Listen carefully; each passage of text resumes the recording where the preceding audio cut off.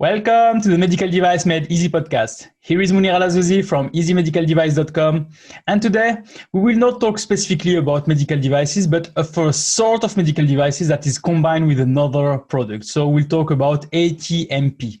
And I have with me Margareth Jorvid, who will help us to understand this new name. I mean, I suppose a lot of you didn't really heard about that, but it's something that is existing, and it's also a possibility that the medical device are combined with it. So, Margareth, welcome to the Medical Device Made Easy podcast. Thank you very much, Munir. I'm very happy to be here with you today. Great. I'm based in Uppsala in Sweden. Okay. Briefly, my background, I have now more than 30 years experience working with regulatory affairs. I have worked as an assessor at the Medicinal Products Agency, worked for small and larger companies in Sweden, but also in Paris, in France. Okay. My first contact with Advanced Therapy Medicinal Products, or ATMPs as they are named in Europe, was back in 2006. This was even before the regulation that we'll talk about, came into force. I am a pharmacist from the Uppsala University, have an MBA from Stockholm School of Economics. I also have a master in medical technology devices from the Cranfield University in the UK, where I did my thesis on drug-device combinations. 15 years ago, I started Methra Uppsala AB as a consultant in regulatory affairs. Great. That's briefly me. Great. And I see behind you the logo of Topra. We'll talk maybe about that at the end of the episode, because you will be also having an intervention at Topra, and we'll talk more about that. Okay, Margareth, so thank you for this introduction. As I've said, we'll talk about ATMP, and I'm sure a lot of people in the audience don't understand that or don't know that, or some people know it but don't know exactly how they should regulate that, or how they can place that on the market, or what is the interaction with medical devices. So first, I wanted to ask you first, if you can we go to the basics. So what is ATMP? So what means ATMP and what it is exactly? ATMP stands for Advanced Therapy Medicinal Products. This includes cell and gene therapies and also tissue engineered medicines. It is a fairly new type of medicines. Only 15 products are approved in Europe today over the last 10 years. Some would call it the third generation of medicines, following I would say, chemical small molecules, and then secondly, the biologics like monoclonal antibodies. Interesting today is that about 80% of medicines under development today are biologics or ATMPs. Statistics say that worldwide there are more than 1,000 companies developing cell and gene therapies, many of them being small, medium-sized companies, so-called SMEs. There's also more than 1,000 clinical studies ongoing, and many of them are approaching now later stage of development. I would say no longer phase 1, but phase 2, phase 3 pivotal studies for really marketing applications. Listening to FDA stated that they have now more than 800 open INDs, means applications for these kind of products, and estimate to bring around 20 to 25 new products every year around 2025. So this is really an area which is growing rapidly, and a very important area to know more about, I would say. Yeah, so we have many medicinal products, medical devices. Now this is this ATMP, which are, as you said, there is a lot of biologics. So what is the link now with ATMP and devices? Because mainly we are talking here about devices. So what can be the link between that, and maybe do you have some examples and concrete examples that people really can figure out what we are talking about? I'll try to do that. I mean, it's clear that some of these ATMPs will need a device either for administration, but some of them also include an integral device component. And that means that the ATMP and the device form together a single integral product. Okay. And is to be used as a combination and not to be reused. This ATMPs with an integral device part is classified and has a special name. It's called combined ATMPs. Okay. Some examples. Yes, there is a good source of information here, because if you go on the EMA website, there is a list of these products. I mean, ATMPs you can apply for classification, and we'll talk more about that. And products that have been classified as a combined ATMP are listed on the EMA website with a short summary. No one is yet approved. No one is yet approved for marketing or to be sold on the market. But I picked out a couple of examples that I saw on this list. One is, for example, you will have allogeneic stem cells combined with a carrier, an implanting device, a tissue engineered product in this case, being developed to restore cardiac function post myocardial infarction.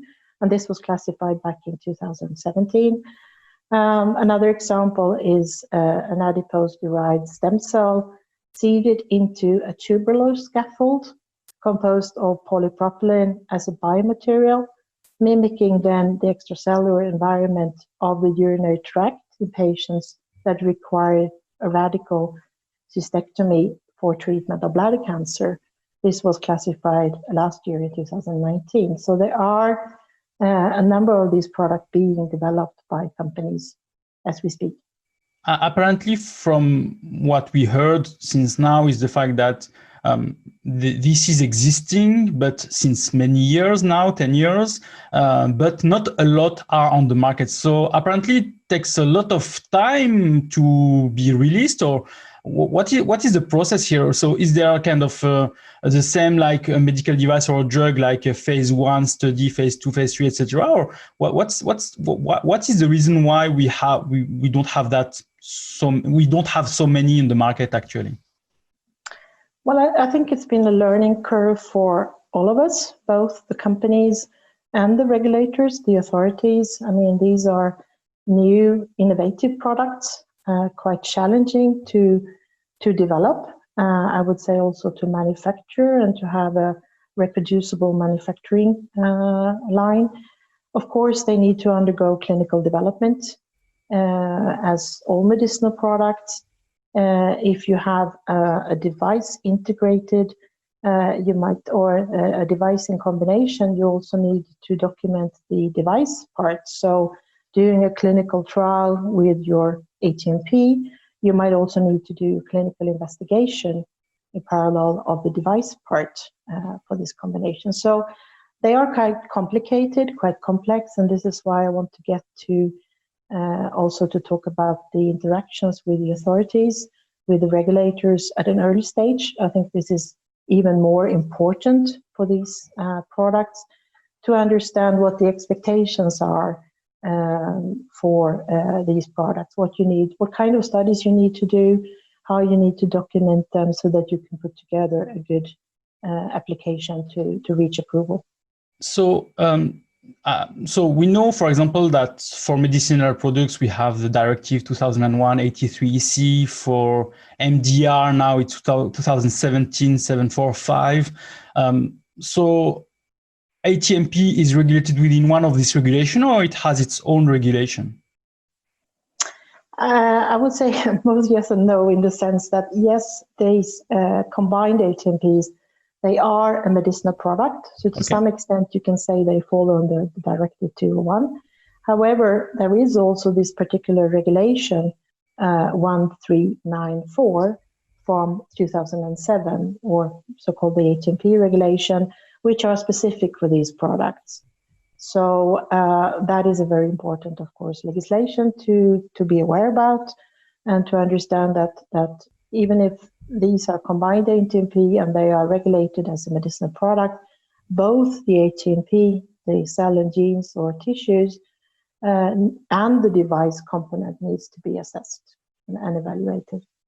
Okay, so for example, we have within the MDR Article 117, which is amending the Medicinal Product Directive, which is mainly saying that if you have a combined product or integral part of medical device on the medicinal products, you have to contact a notified body and you have to assess this through Annex 1. Is it the same here for ATMP, or it's completely different? It's not the same, and it's interesting to know when you look into this Article 117, which, of course, there is a lot of discussion about now because it has implication for combination products, as you say, drug-device combination, and it means that the notified opinion needs to be part of the MAA when the MDR gets in full force as of May next year. However, when we talk about combined ATMP, you remember we have already a regulation from 2007. Yeah. And in this regulation, there is already an Article 9 in this legislation that provides the requirements for an interaction with the notified body for combined ATMPs during the MAA assessment. So there is also even a specific guideline already published in 2010, which describes the procedure, how the consultation of a notified body should take place for these products. And also, I probably should say that when a company applies for a marketing approval for these combined ATMPs, it is via centralized procedure to EMA. So the submission is to EMA as a centralized procedure. Okay, and as you've said, so they have their own regulation. They are already asking for a review, maybe by a notified body.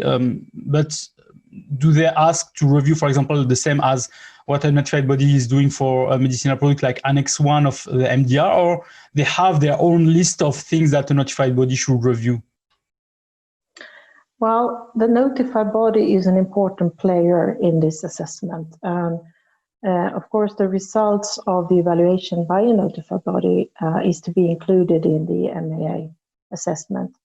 But if there is no such assessment in the application that EMA receives, EMA and the CAT, which stands for the Committee for Advanced Therapies, should ask the opinion and when it regards to conformity of the device part with the essential requirements of the medical device legislation from a designated notified body. This means that in this case, it's actually interesting because it's a trilateral interaction between the EMA, the notified body, and the MAA applicant for this combined ATMP. So what you are saying is mainly that a manufacturer that is making this application can choose his notified body and do this assessment and then put that in the marketing authorization application. But if he has not done it, and if the EMA receives the submission without this information, then the EMA can choose himself one notified body and ask them for doing this assessment. Is it correct? This is correct. And the important is that what needs to be fulfilled is that, I mean, with the new MDR, we're talking no longer with essential requirements, we're talking the terminology safety and performance requirements of the device, and that has to be fulfilled for the device component in these combined products. So this is what the assessment that has to be performed by the notified body. Yeah. No, I think it's really interesting. So it's completely different from what we are doing with the medicinal products and everything. So it's really interesting. So yeah, if we are doing ATMP, then we have not to really follow all the requirements of medicinal products, but there is a specific regulation 2007 from 2007 that you have to follow. Now, when we are talking about regulation, so it's okay. Now, in terms of interaction with the authorities, I mean, apparently my authority is the EMA, so I have to go through EMA and go talk to them or submit to them.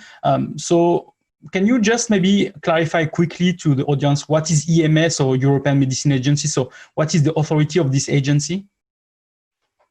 Well, I mean, the European Medicines Agency, EMA has a key role, I would say, to approve or to review these products. As mentioned, they are assessed through a decentralized procedure, which means that the applicant submits a marketing application through EMA. As normal, there are two rapporteurs in the national authorities nominated or selected for doing the assessment, and they then bring this back to the CHMP. But for these products, also the CAT, as mentioned, the Committee for Advanced Therapy, which is a group or representatives from all member states, are part of the assessment of these products. So,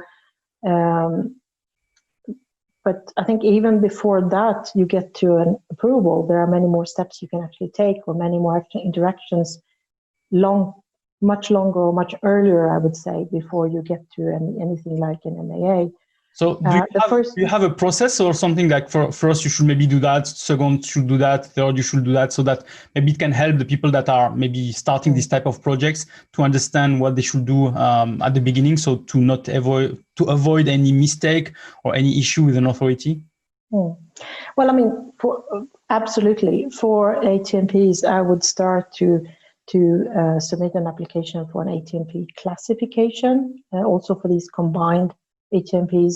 This is a classification procedure that EMA CATS provide, and is an excellent way to actually get confirmation or validation that the product you are developing falls under the ATMP regulation, or even as a combined ATMP. It's a fairly short procedure. Yeah, it takes 60 days.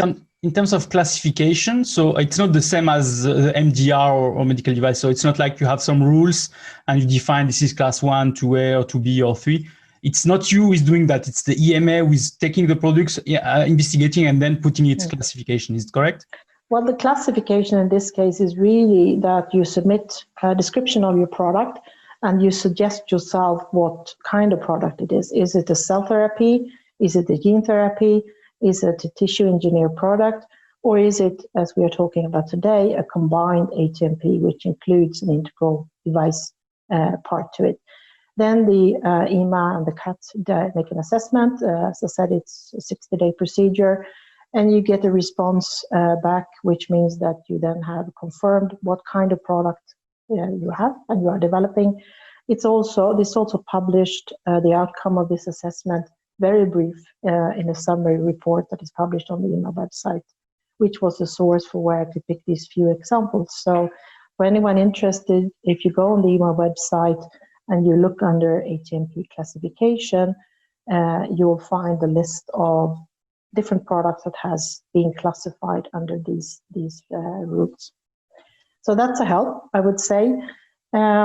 Then I would like to mention scientific advice. I think that's an extremely important and good procedure for anyone who develops these products to talk to the regulators.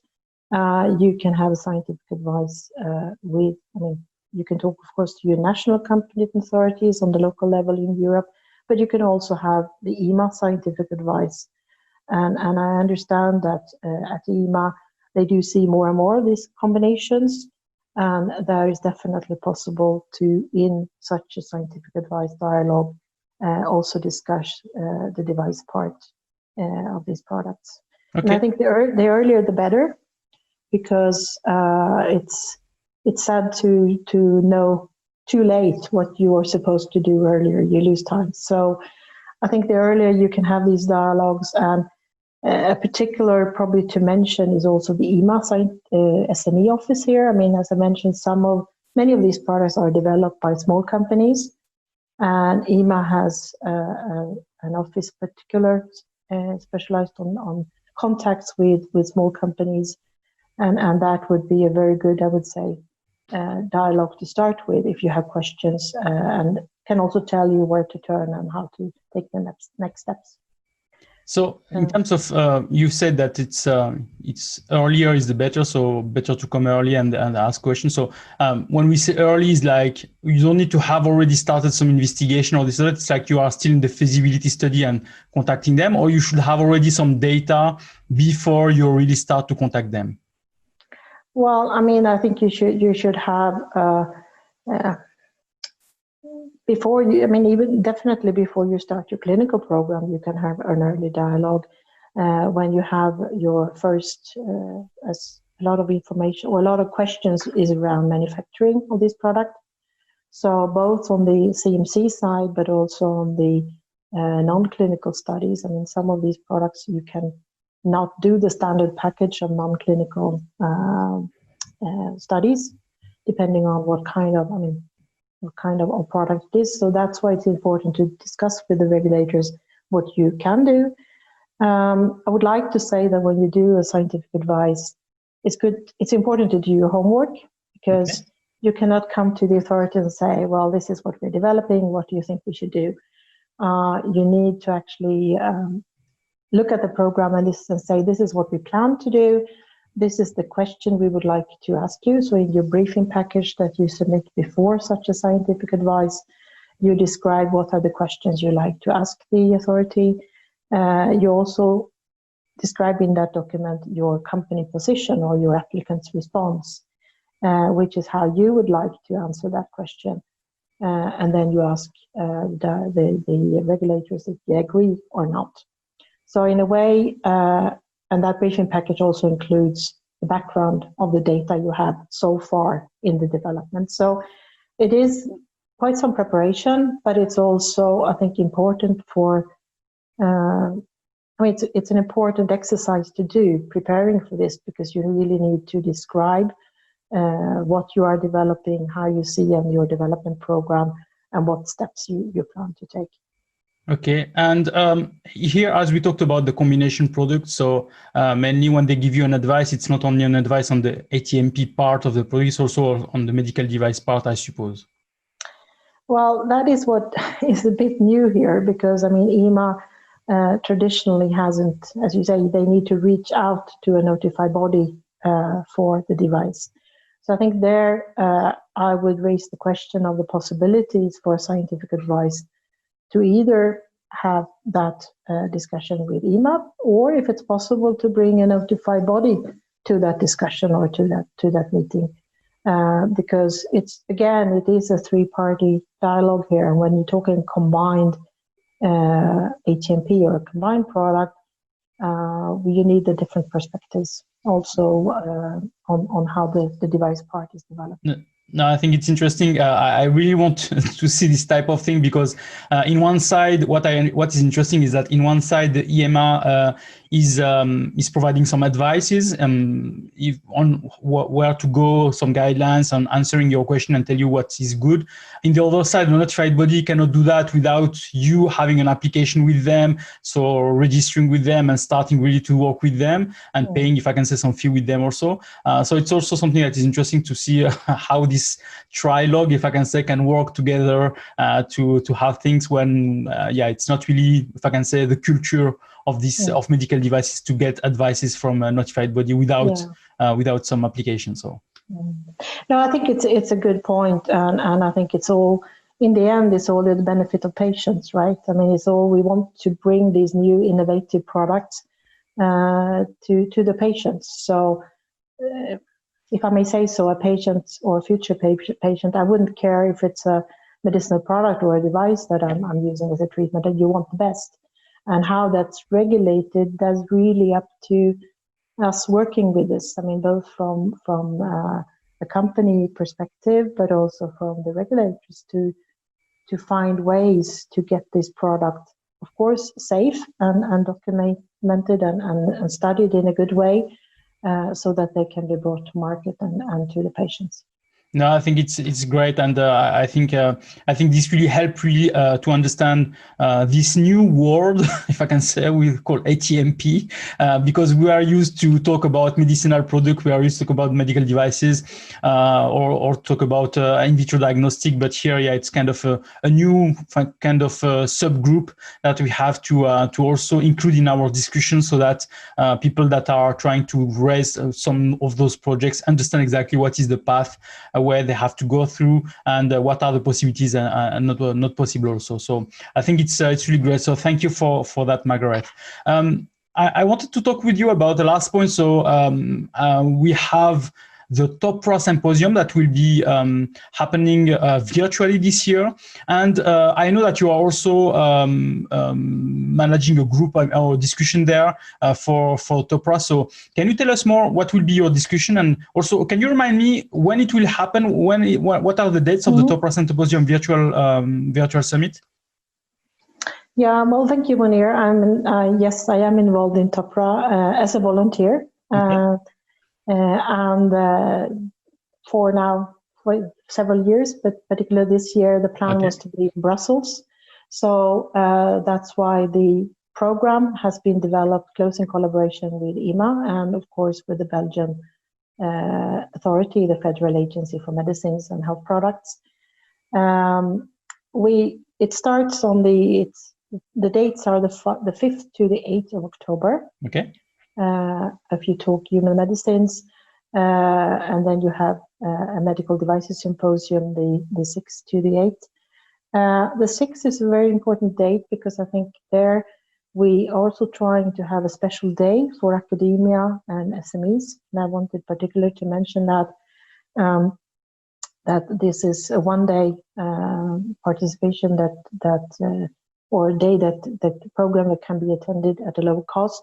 It includes session, in particular, the support of EMA and the national authorities on regulatory tools for SME and academia.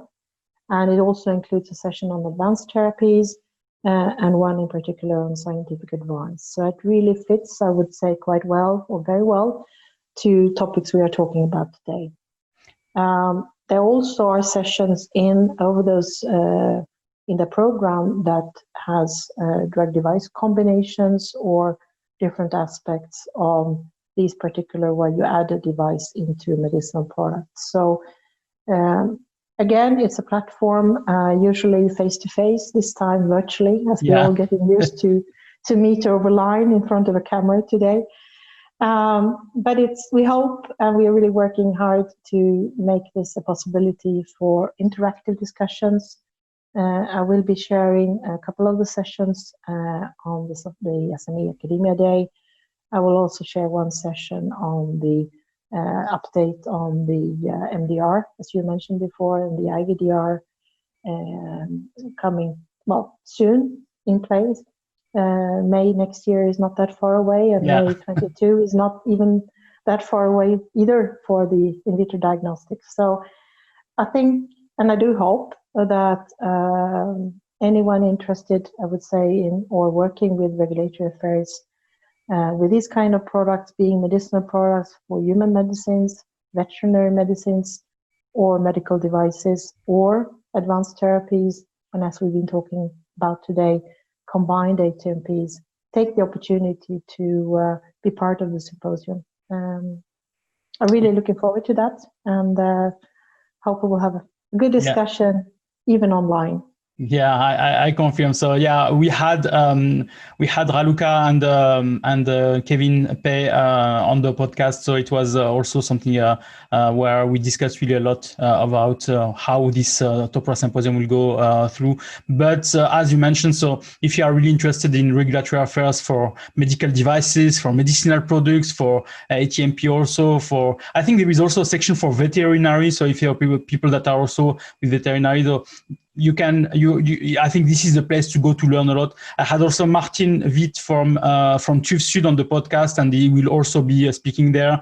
I think I saw a lot of the speakers also on LinkedIn, so they are really top class speakers, if I can say, that are really presenting a lot of things. So if you want to learn instead of doing just one training by going to the TOPRA symposium, you can also learn a lot with a lot of topics and a lot of subjects from a lot of presenters. So it's really an interesting thing. So thank you for volunteering and doing that since a long time, and I hope next year we can do again a face-to-face TOPRA meeting, because I think I was last year there. We made a video and everything, so I hope to go again maybe next year if it's face-to-face, so that we can again meet all together and have these great sessions.